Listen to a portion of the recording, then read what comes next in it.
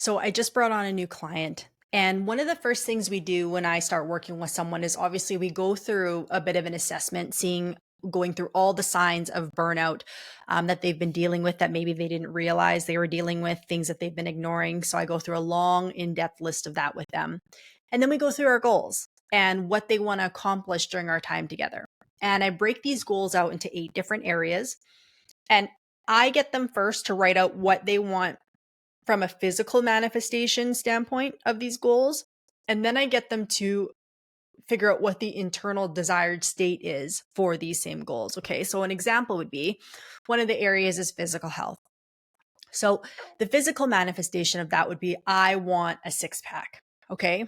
The internal desired state associated with that would be I want to feel confident in my body. Okay. So I go through these 8 different areas with them. And then once we go through all 8 and they give me all their goals and everything, it's obviously more in depth than just wanting a 6 pack. We go through all these different areas. What I do is I look at all the common themes among their desired states. Okay. And so for this client that I just brought on today, we went through all 8. And at the end of it, when I skimmed the repetitive words that were coming up in desired state, for him, it was self trust, being present in the moment, and freedom. And freedom comes up for 9 out of 10 clients for me. And honestly, even for the one that I'm referring to, it's usually freedom, but it's like they word it in a different way because freedom just doesn't quite resonate with them. And I get that. I want to use things that people can actually relate to and have some emotional attachment to, right? But we were talking and I said, okay, well, if you want freedom, then we need to look at where you are trying to exude control because freedom and control are 2 opposite ends of the spectrum.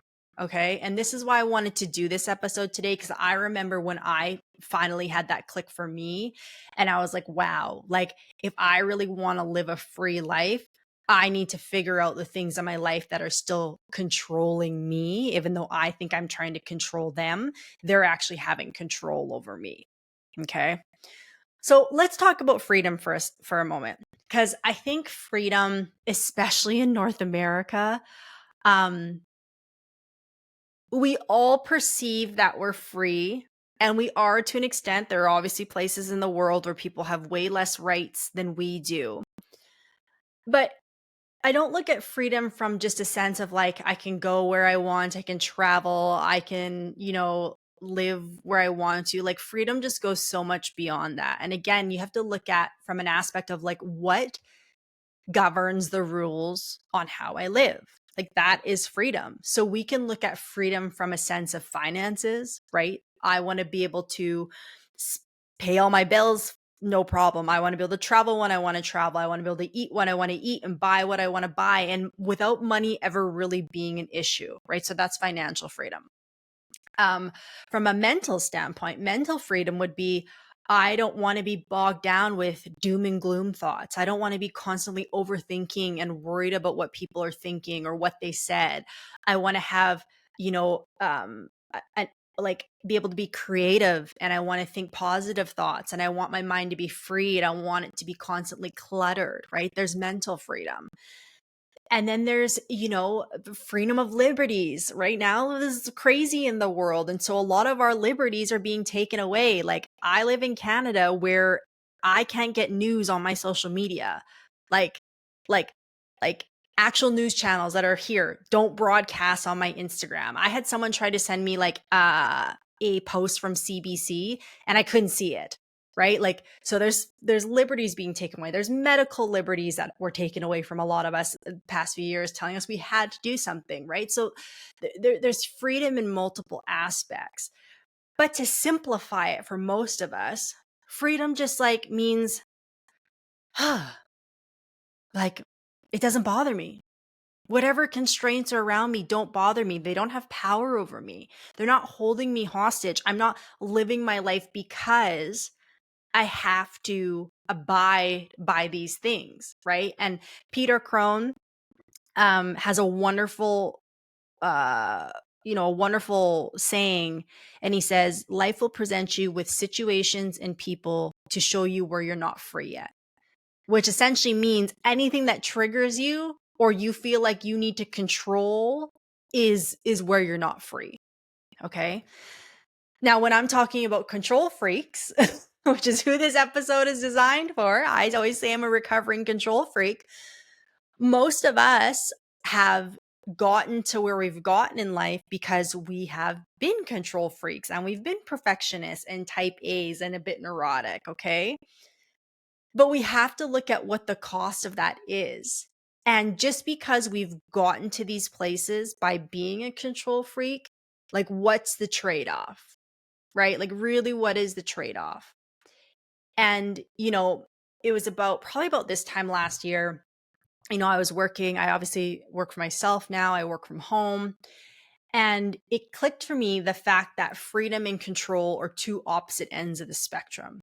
And I realized that because I was sitting there working and I was like, wow, like the version of Minh-Thu 2 years ago would have had a panic attack trying to live the life that I do today.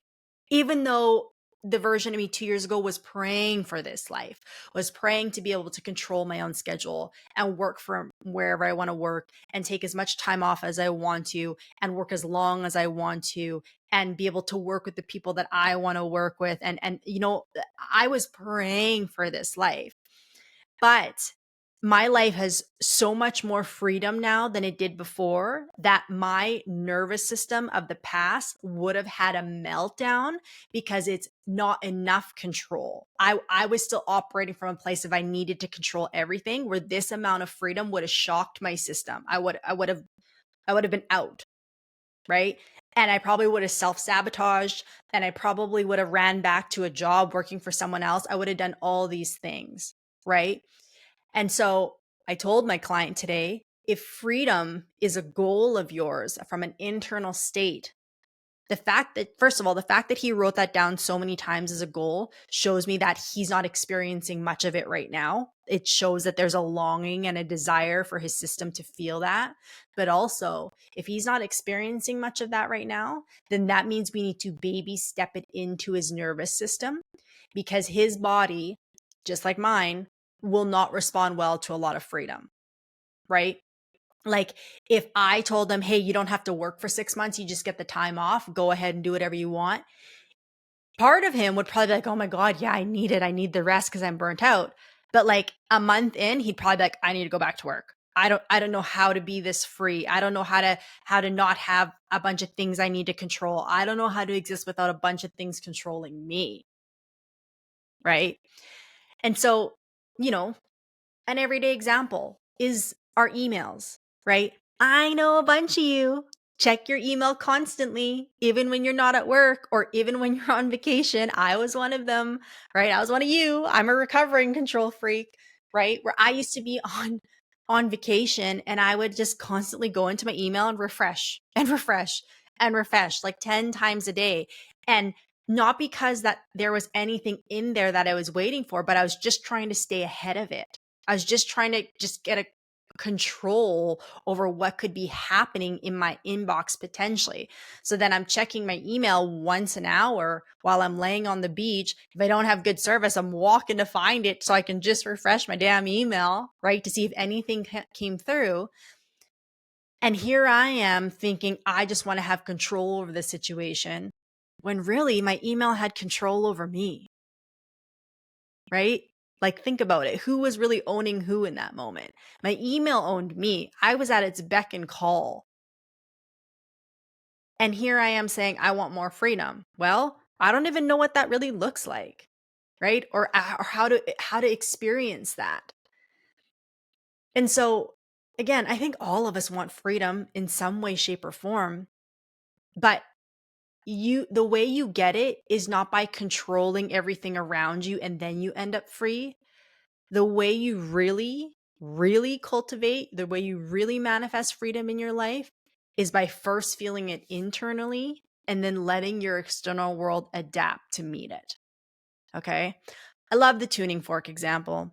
And so, if you know what a tuning fork is, it's the little Y-shaped fork. And when you hit it, it usually rings out with a type of frequency. It's always tuned to a certain amount of hertz. And it can be, there's sound associated with it, but there's also a certain vibration. So tuning forks have been used to like heal ailments. Like if you have a physical ache in the body, you can get certain tuning forks that you can place on it, and the vibration can help clear out any like trauma or any pent up energy that's preventing the recovery. They're really powerful tools. But let's say you have a tuning fork that's, at the frequency of 444 hertz. Okay. So that's the frequency that rings out when you hit it. If there's a bunch of other tuning forks in the room, any tuning fork that matches that same 444 hertz will automatically start to ring when you hit your tuning fork. So you hit this one and the rest of them start to vibrate, the ones that match, not the ones that are 500 hertz or 300 hertz, the ones that are 444, the ones that match. Okay. This is how energy works. This is how radio frequency works, right? 92.5 is a radio station. If I want to get on their frequency, if I want to be able to hear the things they're saying, I have to tune my radio to 92.5 to pick up on what they're saying, right? It's the same thing in our life. So if you want a life that's based in freedom, where you feel like you can just be at peace, where you can be present, where you can do what you want, say what you want, go where you want, the first place you have to find that freedom is internally. Okay. And the way you do it, it's not by saying, hey, I'm just going to pick up and move to Bali and start over. Trust me, I tried. That's not going to work. Okay. Like that's what most of us jump to, is when we get to this point where we can feel so stuck and we feel so stagnant and something's got to give. We just go to the big move. I'm just going to pick up and move. I'm going to go do my eat, pray, love. I'm going to take a sabbatical. I'm just going to like rid of everything. Okay. And like, cool. That will feel good for a little bit, but it's going to be temporary. Again, you will probably go back to work or go crazy because your internal state doesn't know how to experience freedom yet. It is uncomfortable for your nervous system. Your nervous system is used to survival mode. Your nervous system is used to fight or flight all day long and controlling every aspect and checking your emails 10 times a day and waking up first thing and looking at your phone, seeing who's called you, and being in these hyper, these really intense meetings. Like your nervous system goes, this is what we do. This is our comfort zone. This laying on the beach all day, this like having no agenda or no schedule, this does not feel good. Even though you consciously know you might need that space, it's just going to convince you soon enough that you need to go back to being that way because it doesn't know how to exist there. Okay.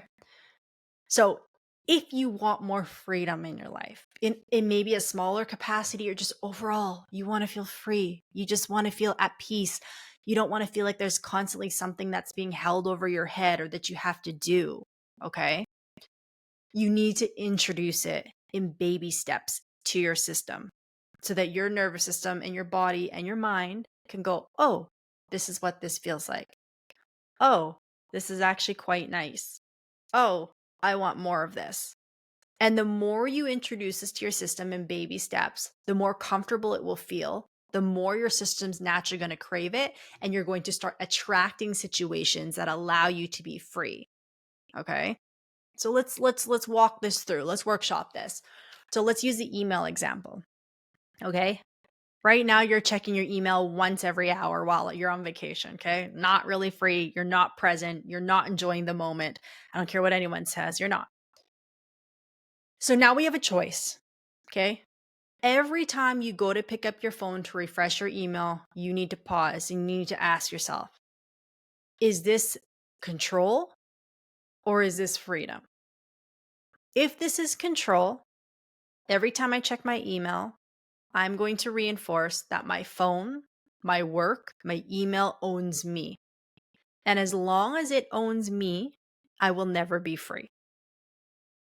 Okay?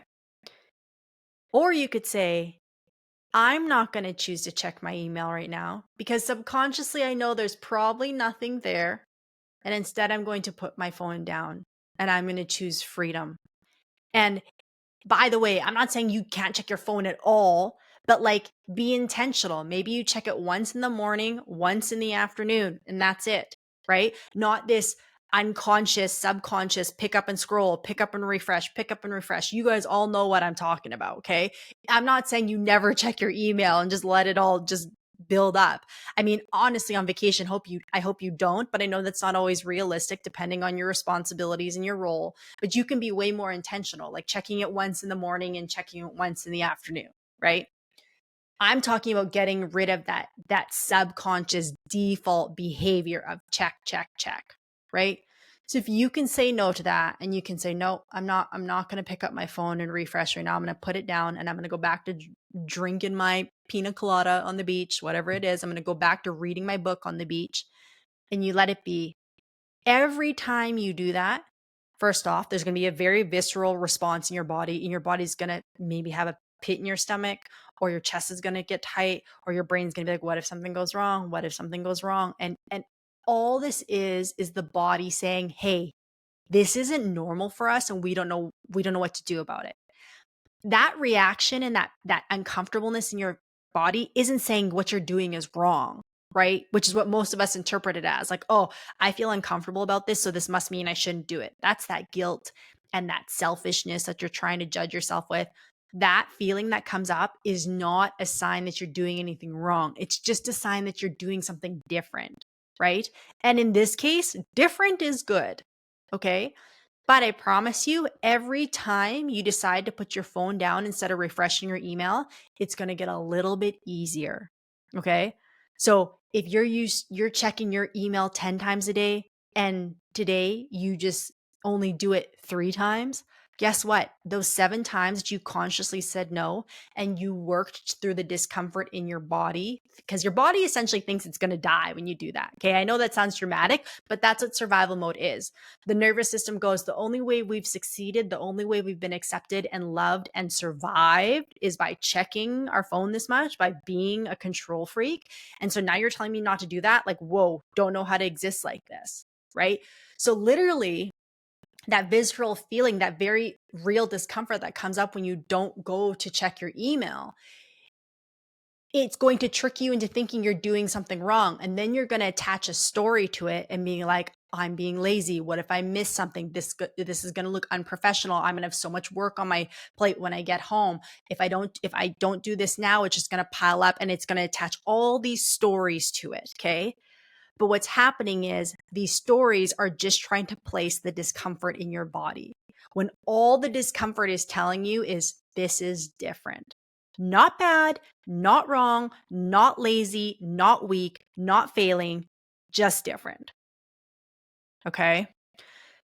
But you have to do this incrementally. You have to introduce these in little moments. And then ideally, when this discomfort comes up, you regulate. Okay.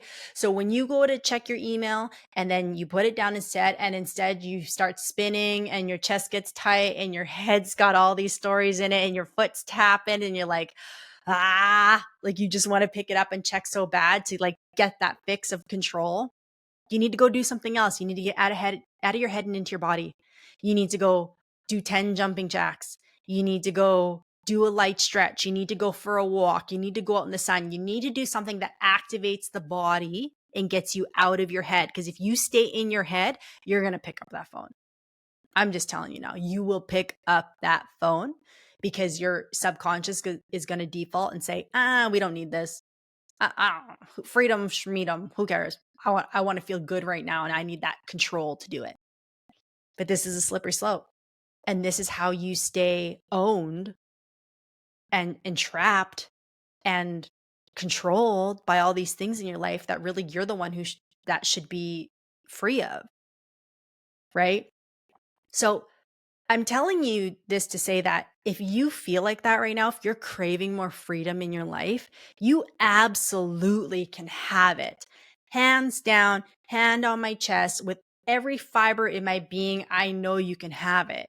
But it's just about the right strategy to allow your body to be able to receive it, right? Again, Minh-Thu 2-3 years ago wouldn't be able to receive the life that I have today because I didn't know what this level of freedom felt like. I had to babysit myself into this.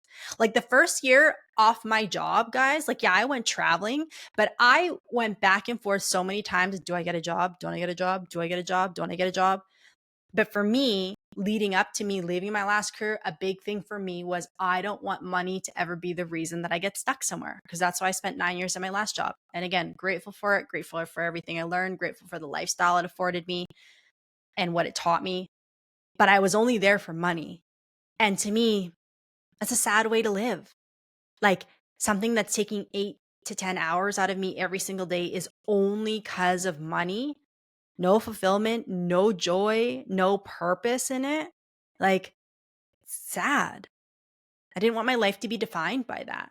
Yeah, I'm grateful for it. And what I did for the first, 9, 10 years taught me so much. But I don't want the rest of my chapters to look like that. And so when I came home after traveling and I was living in I'm back in my normal environment. I'm back in my city. All my friends are working. All my family are working. I had no one to hang out with during the day. Don't quite know what I'm going to do with my business yet or what I'm going to build. Like, I was still in that lull phase. Like, yeah, I started to be like, maybe I should go back to work. Maybe I should do this. Maybe I should do that. I was looking on Indeed at different jobs in different industries. And then I just had to stop myself and say, what am I doing? This is exactly what you didn't want to do. Right.